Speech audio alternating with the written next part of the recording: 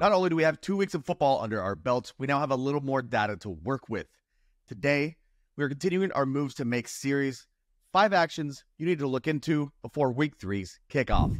But before we dig in, head over to 4for4.com and use promo code YouTube to get yourself 25% off any subscription plan. Trade for Travis Kelce. We've had a rough go of it from the tight end position through 2 weeks of action, and the very top of summer drafts have not been immune. Sam Laporta has 8.8 half PPR points, Mark Andrews has 9.5, and Trey McBride has been the only option that we paid up for who is actually giving a good return on investment. Travis Kelce has been far closer to the former group than McBride, as the veteran has been dismal out of the gate, scoring 6 combined points through 2 games. That includes last Sunday's endeavor, where he managed 1 single catch for 5 yards in the goal line rush that gave us 1 more yard. As pointed out by Fantasy Life's Ian Harditz, Kelce was tackled inside the 1-yard line before Patrick Mahomes threw a touchdown pass to offensive tackle Wanya Morris. He also had a huge 41-yard catch and run that was called back on a hold on a play that would have essentially quadrupled his fantasy total. After an offseason of hand-wringing about whether or not the Chiefs would pull back Kelce's role through the regular season, things are looking grim. But the underlying metrics tell a different story. After playing on 59 of a possible 65 offensive plays, Kelce now has an 89.8% snap rate, a number that is far higher than his 77% last season. He also has an 85.7% route participation rate, a number that is right in line or above his 73% rate in 2023. Kelce isn't missing the field. We just don't have the crooked fantasy numbers to back it up quite yet. The big days are coming ahead, and the odds that he finishes as a top 3 tight end by the end of the year are still very strong. Just one great week will be all it takes for us to forget about this slow start. If you can find a fantasy manager who wants to buy into the hype that he's lost a step, or that the team is looking to focus more on Noah Gray, test the waters and try to come away with Kelce. Add Demarcus Robinson. The Rams offense looked lost through much of week 2, but when you lose your top 2 pass catchers in the span of a week, that tends to happen. With Puka Nacua already on the shelf, Cooper Kupp went down with an ankle injury during the Rams' blowout loss to the Arizona Cardinals.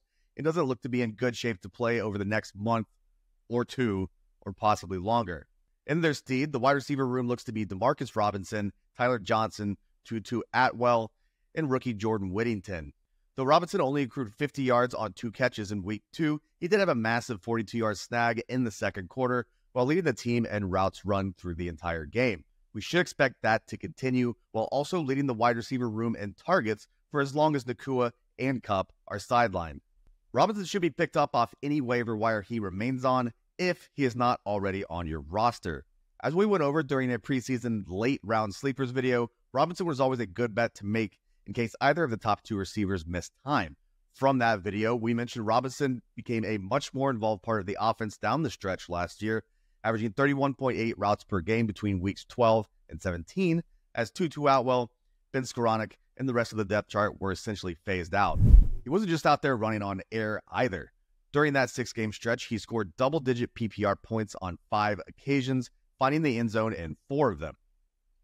The red zone role, his 6 targets from inside the opponent's 10-yard line, that ranked for 3rd among all players in that span, could continue throughout at least the beginning portion of the year with tight end Tyler Higbee sidelined while he deals with a torn ACL suffered in January. Forget that possible red zone only role at this point. Robinson could end up scoring consistent points until at least Nacua's return in a couple of months. Add Carson Steele. Are we seriously suggesting a fullback in a fantasy football video? Well, the Chiefs don't really have anywhere else to turn. Running back Isaiah Pacheco left the Chiefs Stadium in a walking boot with crutches in week 2, and has now come out that he has fractured his fibula. Timetable isn't exact right now, but it looks like it's going to be in the 6 to 8 week range. As such, the depth chart consists of Samaje Perine, practice squad backs Keontae Ingram and Amani Bailey, and Carson Steele. A move for a free agent addition could very well come to fruition, but that doesn't mean the team doesn't like what they've seen out of Steele to this point. He had 7 carries in last week's game, including the final 2 carries to get Harrison Butker into position to hit the game winner following Pacheco's injury. Via Pete Sweeney, who covers the Chiefs for Arrowhead Pride, quote, "Every time we have asked Chiefs head coach Andy Reid about fullback Carson Steele, he has answered with his ability as a pure running back. Here's a sample from August 7th. Per Reid, Steele, he's kind of a tweener guy. He's a heck of a running back. You see him out here running the football, and he does a pretty good job. What he did at Ball State was unbelievable, and at UCLA, unbelievable. We're kind of maneuvering around, seeing if he can do the fullback stuff, and it looks like so far he can, and then we'll just see, end quote. Well, the time to see is now, and the undrafted rookie could end up taking a huge portion of the early down role as soon as this week. After all, he is the only non-Pacheco running back to get a single carry through 2 weeks of action. Will he immediately step into the Pacheco role? Seems highly doubtful, but it's worth a waiver wire ad to find out. As for Samaje Perine, he's an interesting ad deeper in your priority, particularly in full PPR leagues. And if the team does end up signing Kareem Hunt, who is meeting with them on Tuesday, he's also an interesting ad in deeper leagues. Drop Chase Brown. We've had 2 disappointing performances out of the Bengals in as many weeks, and Chase Brown has followed suit. In what was purportedly a 50-50 split backfield, Brown has been far behind Zach Moss in the touch department, carrying the ball only 7 times. Over the 2 games, Moss has a 73% snap rate, 24 opportunities, or carries plus targets, and 108 total yards. Brown, on the flip side, has a 26% snap rate, 10 opportunities, and 54 total yards. As I'm sure you can guess, Moss has far outproduced him in fantasy as well, to the tune of 18.2 to 6.9 half PPR points. Brown is simply not being used in passing down situations as we assumed heading into the season. Out of 20 third down or 2-minute drill scenarios, Brown has now only logged 2 snaps to Moss's 18. There's not really much else to dig into here. There's a clear hierarchy that has been established, and Brown is not much more than a handcuff moving forward. We mentioned him as a possible drop in shallow leagues in this space last week, and we're downgrading him to a full fade in almost any type of league. Moss is the RB1 here, and Chase Brown can safely be shipped off to the waiver wire graveyard. Add and stream Hunter Henry.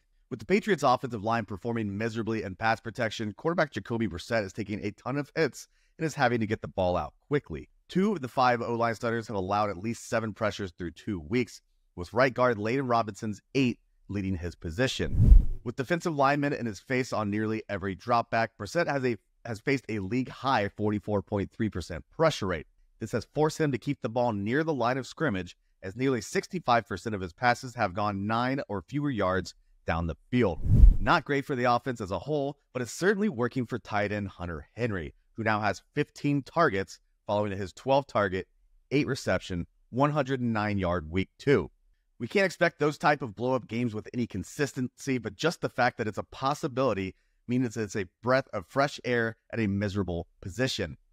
It's also nice to see his continual involvement in the offense, as his 83.4% snap rate is actually quite a bit higher than last year's 74.6% rate.